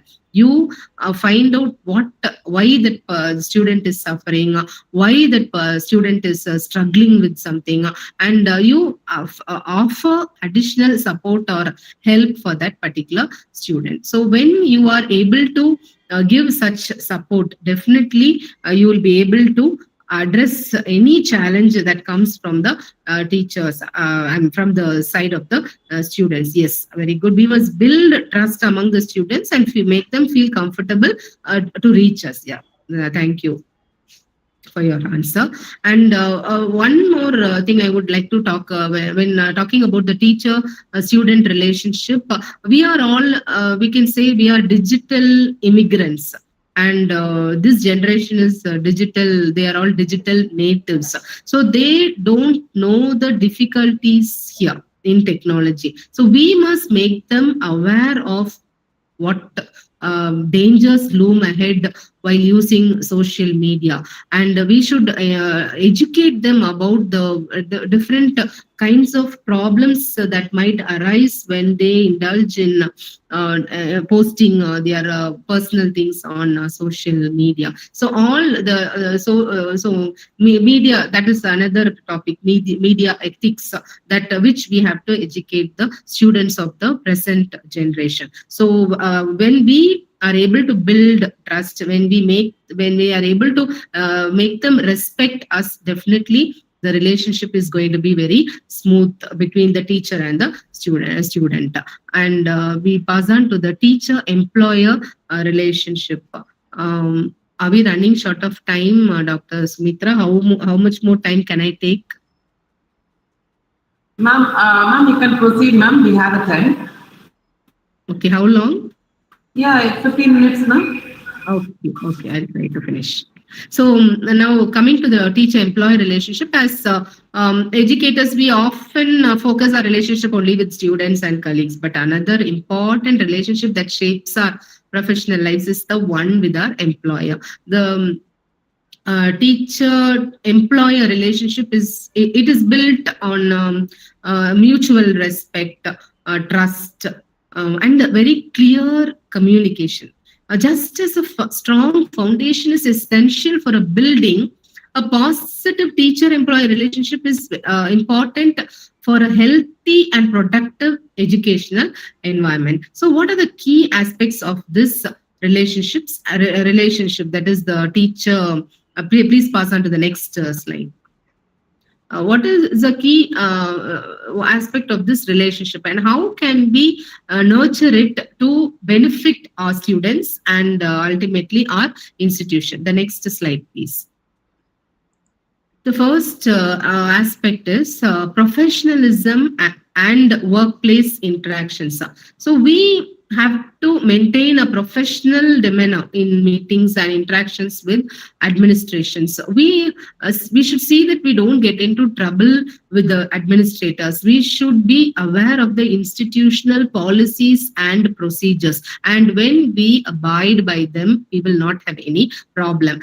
So we can be very punctual, we can be very respectful in our communication with not only our colleagues but also our seniors. So this is how we demonstrate professionalism in our workplace interaction. When suppose we disagree with the decision that our employer has made, your employer has taken a decision which you disagree with. So how will you express your concern? You have a problem with the management, or a decision has been taken. Maybe it is concerning a student, or concerning a teacher, or concerning yourself. But the management has taken a decision and you disagree with that decision. How will you express your point of view or your concern? You can type your answer in the chat box, or you can unmute.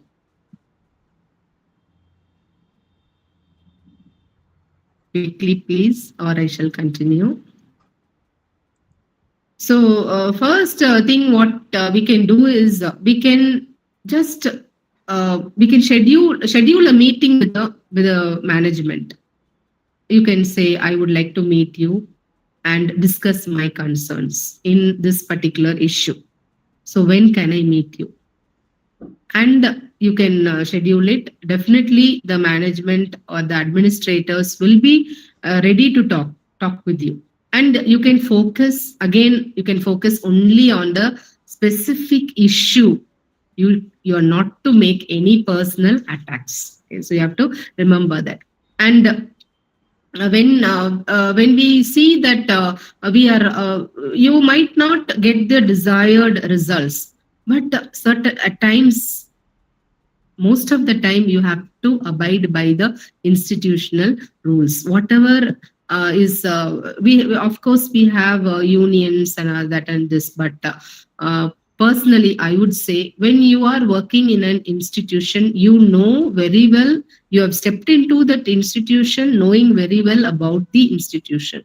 So you cannot compare yourself with another person in another institution. You cannot compare the rules of another institution with yours. You are not supposed to. When you are in a particular institution, you are required to abide by what rules govern that institution, right? Then when we have a problem with when students might be facing challenges, faculty may be facing challenges, your colleagues may be experiencing a lot of workload or some other problems. So you have all the rights to talk to the administrators, but you have to follow up the particular protocol which is expected. So first, if you are a member in the department, first your superior would be the head of the department. So you will have a particular protocol in your institution, how to approach how to face a particular problem, how to resolve a particular problem. So you have to follow that. First, you express it to the head of the department, then next you pass on to the dean, or then you pass on to the principal, and then you go to the management. So this will be the usual protocol in all the institutions. So when you go by that, and when you stand by the side of the students and faculty in any issue, even the management will understand that whenever you approach it in the right way, okay, this person is coming to me for the right cause. So let me consider. So this will be the mentality of the superiors also. When you approach them in the right way, when you maintain professionalism, definitely you will be respected, right? Then when the way you respond also is there, you maintain a tone of a respectful tone, and you have to see that it doesn't affect because it is the future of the student or the colleague you are representing. So you have to see, and your future as well. So you should see that your image is not tainted as well. So you have to see that you are respectful in your approach, so that the management will the trust that they have on you will become stronger. And you have to have some work, some integrity in the workplace also. When you are maintaining records, you maintain accurate records. So and also avoid conflicts of interest, and we call it nepotism. When you have your own children, or when you have neighbors, or when you have very close ones working there or studying there in the same institution, see that no conflicts of interest arise there. Treat everyone treat everyone in the same way. You have to be impartial, you have to be fair. When you treat everyone alike, the administrators are happy with you. So you when you are in a position to take a very difficult ethical decision, that is like suppose you find a colleague has been for there are some records, and you notice that that particular colleague has been falsifying records. What do? Your colleague has done something wrong. There are some important records where the colleague has entered false reports. So it is a very grievous thing. And how will you react to that? Will you go and report to the administrators immediately? So depending upon the urgency, or depending upon the importance of that record, if it is something that can be redone, you can talk to your colleague privately and encourage them to take up the responsibility for their actions.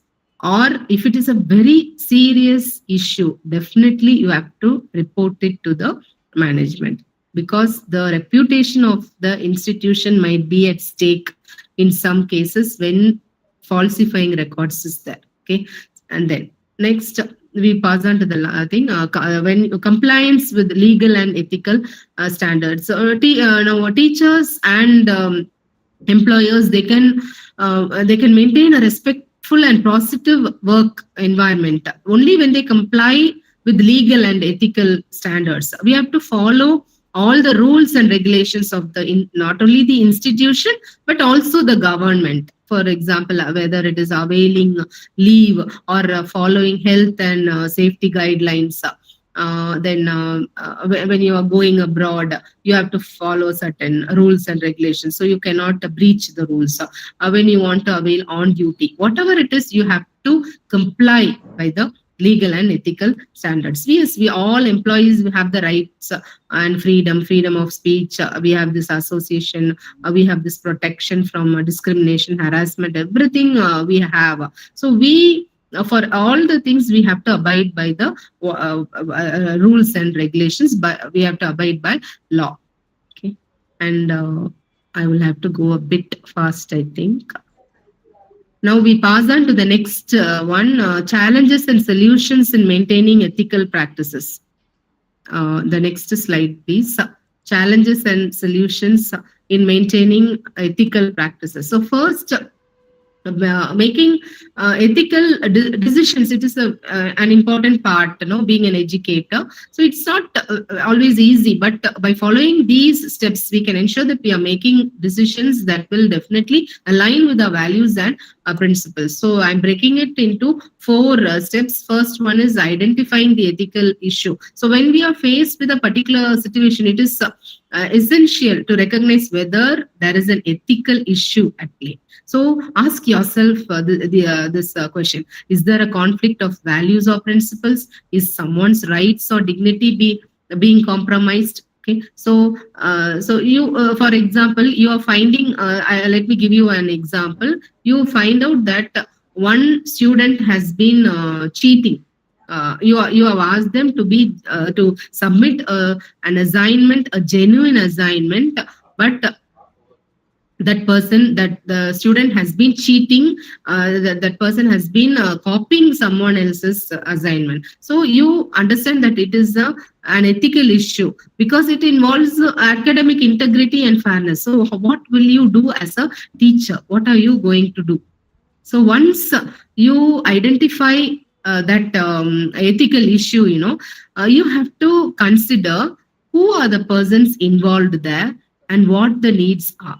So when you take a decision, if you want to punish that particular student, you have to ask yourself, who will be affected by this decision you are taking? So what is the expectation of the student? Why did this happen? So in this cheating the scenario, whether it is cheating in assignment or cheating in the examinations, copying in the examinations, who are the persons who are involved? Who are the stakeholders?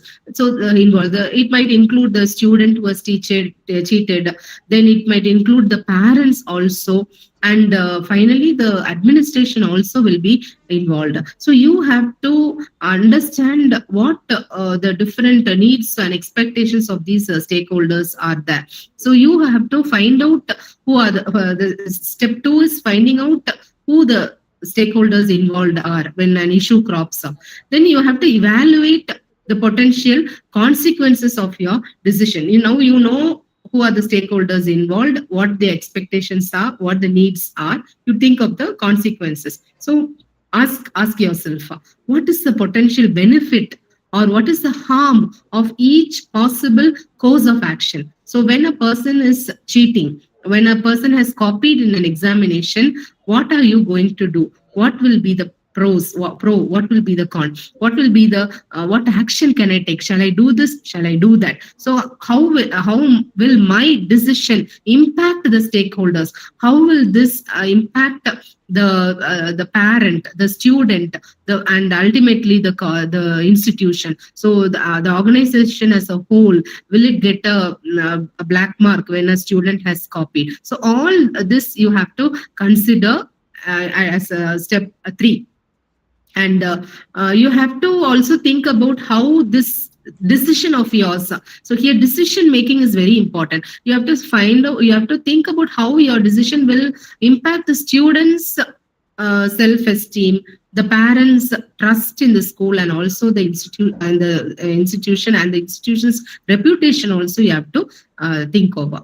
And finally, based on the analysis of this ethical issue, then the stakeholders involved, the possible consequences of this decision you're taking, you have to choose that particular course of action which is in coordination with your values and principles. You ask yourself, what is the right thing to do? What will promote the well-being and the dignity of all the stakeholders? So you have to consider this. So you might, so when the student has cheated in the examination, you might decide to offer another chance to the student.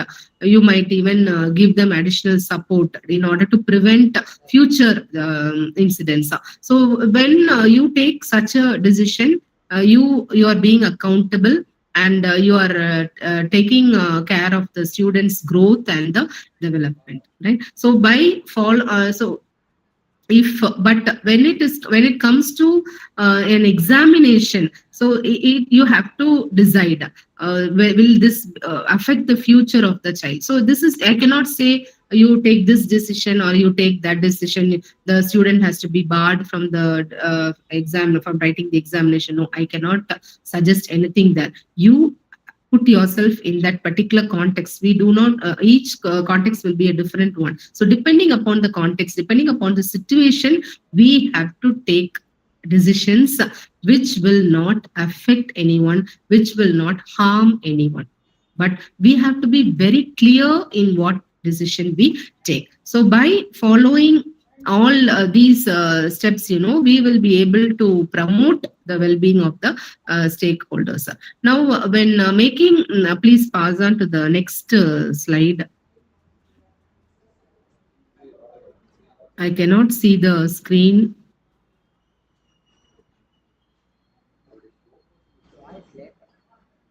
Sir? Let me continue. When making ethical decisions, we have to consider certain facts which will help us make more informed decisions. Like short. Whether it is a short-term impact or a long-term impact. When we are faced with an ethical dilemma, we are not able to decide, shall I do this or shall I do that? So we have to think whether the impact, whether what we are doing is for a short-term gain or whether we have to consider it as a long-term consequence of our action. So we have to ask ourselves, will this decision lead to sustainable benefits, or will it create problems down the line? So for the that is one thing we have to take into the previous one. And then when we are faced with an ethical dilemma, we have to choose between conforming to the rules and compromising on our values. So we have to ask ourselves, is this, the previous slide please, is this decision aligned with our institution's values and policies? Am I willing to compromise on my values to achieve a short-term goal? We have to think whether we are conforming by the rules or we are going for a compromise. Okay, and then as previous slide please. As educators, we often have to balance our own self-interest with our, yes, this is the one. We have to balance our own self-interest with our ethical obligations. So we have to ask ourselves, is this decision that I'm taking driven by my own interests, or is it guided by a commitment to doing what is right?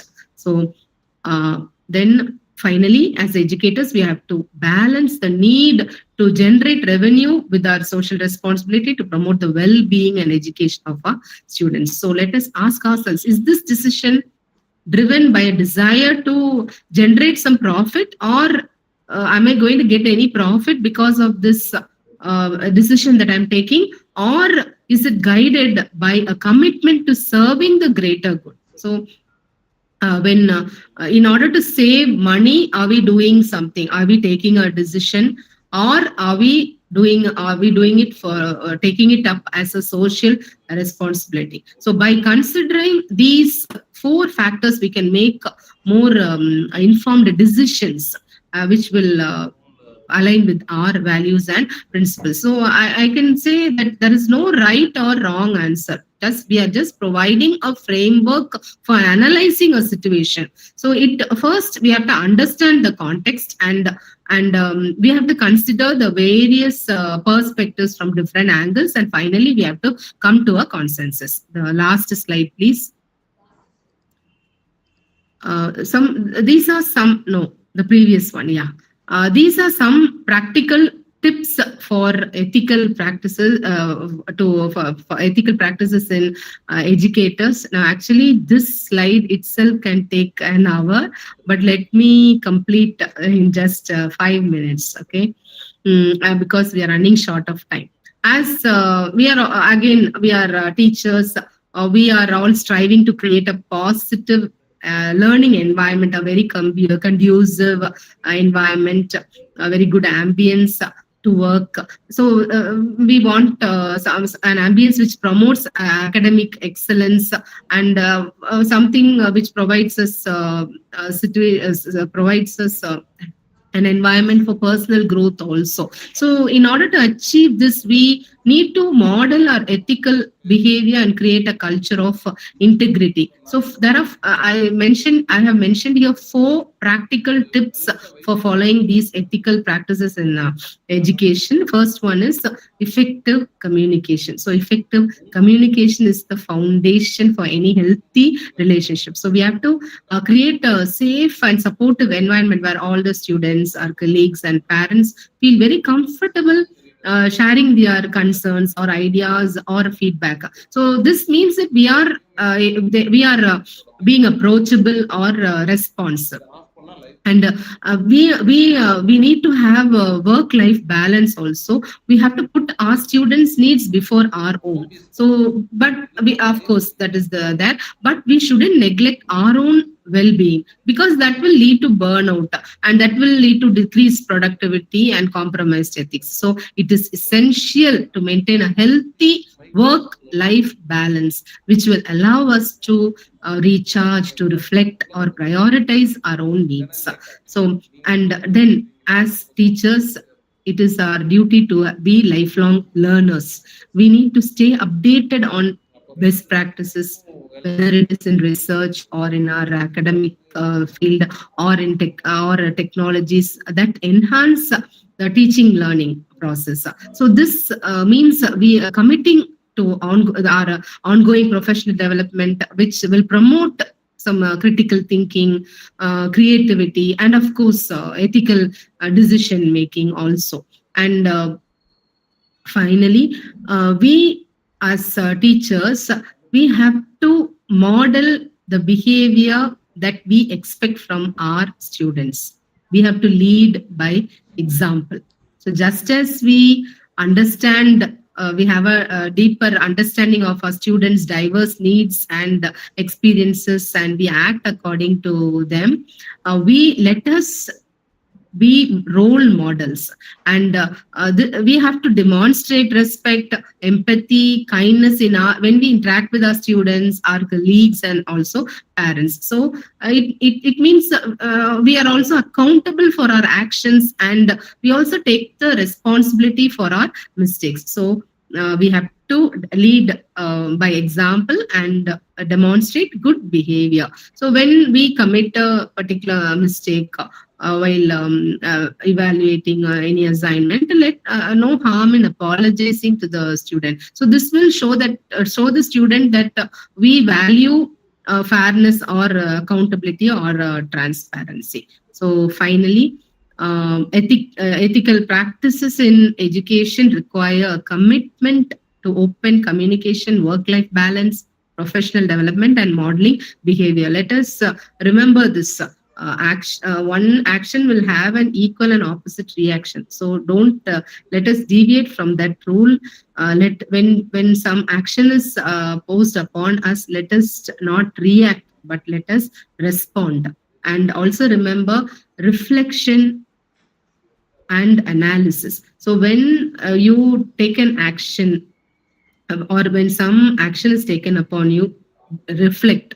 So you have to do a bit of introspection, retrospection. You have to analyze a problem from different angles, your action from different angles, and see whether what kind of impact it has on all the people involved in that. So finally, we know that ethics it is a bedrock, or it is a cornerstone of a healthy and successful learning environment. So by prioritizing these values that we have learned, we can definitely create a very supportive environment, learning environment for our students, and also a very good ambience for our colleagues, and a very an assuring environment for our management, which definitely will promote our academic excellence and social responsibility, and definitely our personal growth. So when we weave ethics and values into the educational setting,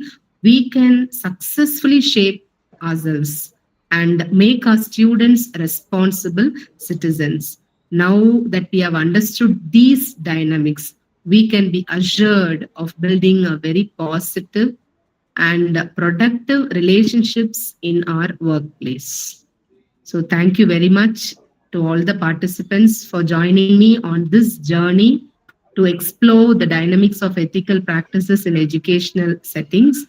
And thank you, Dr. Sumitra, and all the organizers for giving me an opportunity to share my views on ethical issues. Thank you.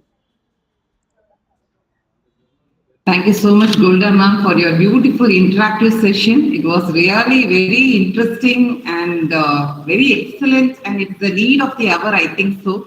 And it was like talking to my very close friend or colleague about all today. That is, when we are facing all the day-to-day problems, as if we feel that we get answers for all the questions. Thank you so much, ma'am. Dear participants, if you have any queries, kindly ask the resource person.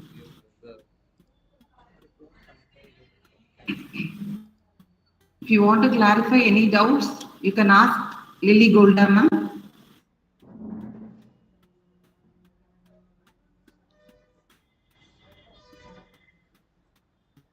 Okay, I think we can go for vote of time. Now I invite Dr. S.R. Vanitha, Assistant Professor and Head, Department of English, Sita Lakshmi Archie College for Women, to propose vote of time. Am I audible? Yes, ma'am. Guest speakers and my colleague participants present in the virtual portal. Good morning, everyone. Dear Ma'am, Dr. T. Lilly Golda, though we had some technical issues, indeed the session was highly informative and interactive. As we educators or learn as ever, today we learned to cultivate empathy, build trust, embrace humility, uphold integrity, demonstrate courage, and promote solidarity. See, all these principles and ethics highlighted by you will surely help us to come up a successful educator and mentor in future. Ma'am, this session created an awareness that how we should be principled with our students, colleagues, and superiors. The innovative techniques you have narrated that how we should treat the students in the classroom proved that you are the recipient of the Teacher Innovation Award in the year 2019. Ma'am, really we are proud of you and proud to have you with us today. Thank you for accepting our invitation and being a part of this FDP program. Thank you, ma'am. Thank you very much, ma'am. And I'm extremely sorry for the technical glitches we faced. I know. Thank you. Thank you for this opportunity. Thank you, ma'am. Thank you. Satish, now, shall we proceed to the next session, sir? Ma'am, please wait for 5 minutes, ma'am. I have to be disconnect the session and connect the new OBS, ma'am. Please wait for 5 minutes, ma'am. Okay, sir. Okay, sir. No issues. Okay.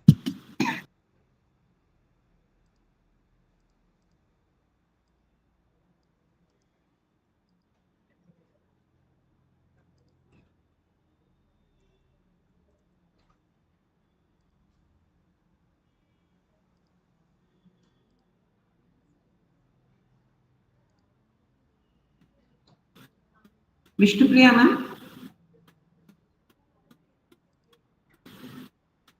Vishnupriya, ma'am.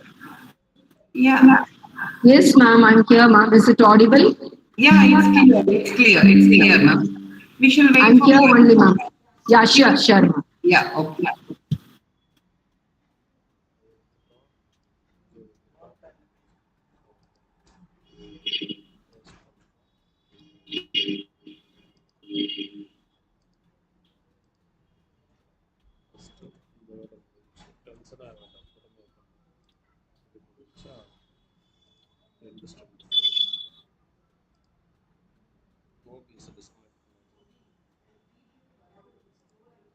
தம்பி எனக்கு வீடியோவே வர மாட்டேங்குது scroll